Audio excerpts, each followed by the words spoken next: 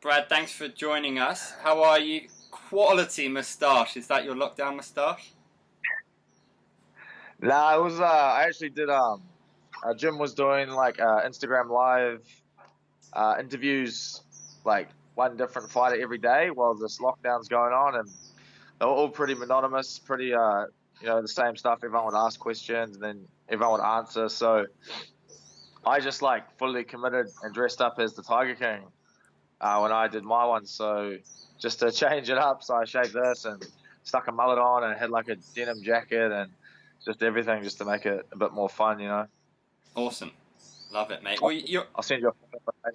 Pretty creepy. love it. Well, you're you are a Tiger man, right? Asian MMA. It's interesting for us that you were kickboxing coach at Tiger. How was your time over there? Yeah, it was good, man. I learned a lot there. I learned how to coach there. The main thing, because I'd never actually coached before until I sort of got thrown into that role. And I met a lot of great training partners. Like a great competition over there. Huge influx of Eastern European wrestlers and stuff like that. So I learned how to wrestle quickly because I got chucked into that Shark Tank. So I had the time of my life there. I met my partner there.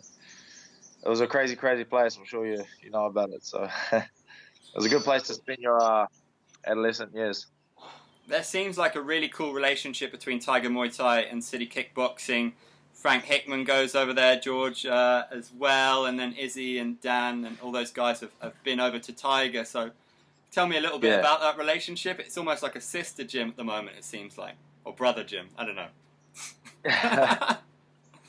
they can be the sister.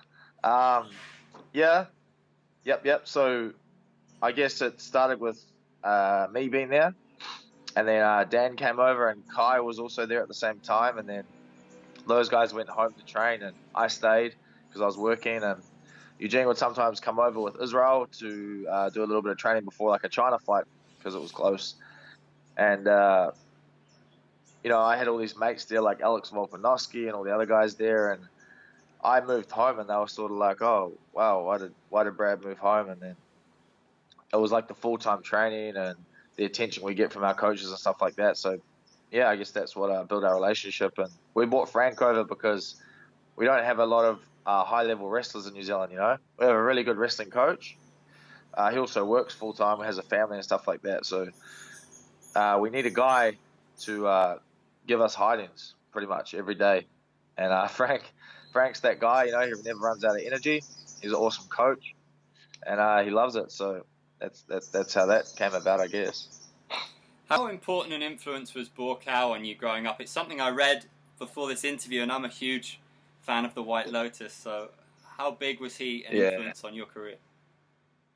huge. He got me into the sport.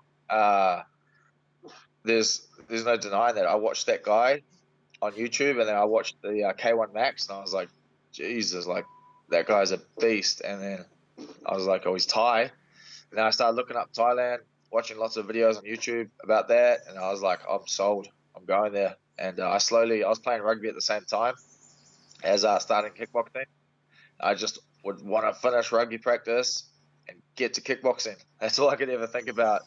And yeah, so I was like, I know what I'm supposed to do. And then I got myself to Thailand, couldn't get away. It took me about 4 or 5 years to get away from there. So yeah, So you're a Buakaw man over Sanchai. A lot of people are like, "Oh, Buakaw, Sanchai." Would you go Buakaw? yeah, I was a fan of Buakaw just because. You can't not be a fan of Sancho. I mean, the guy's a freak. Like he's old and he's still just demolishing everybody he comes across. Young guys, doesn't matter. That guy's a beast. I love Buakaw just because he was like the underdog in that first year, and the K1 Max, and he just obliterated everybody. And he went on this rampage for a long time. And even when just before he retired there, he was sort of slowing down a bit, but he still had that killer instinct. Big fan of him. Big fan of him. Big fan of Jotten Clay. Absolutely. Be interesting to see if they ever meet. We'll see. They're getting on a bit now, so time will tell Yeah, on I that think one.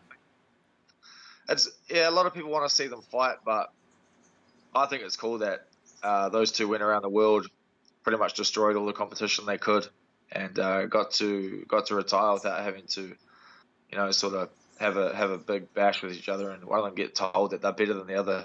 And this just leaves it to our imagination this way, you know what I mean? Which is cool.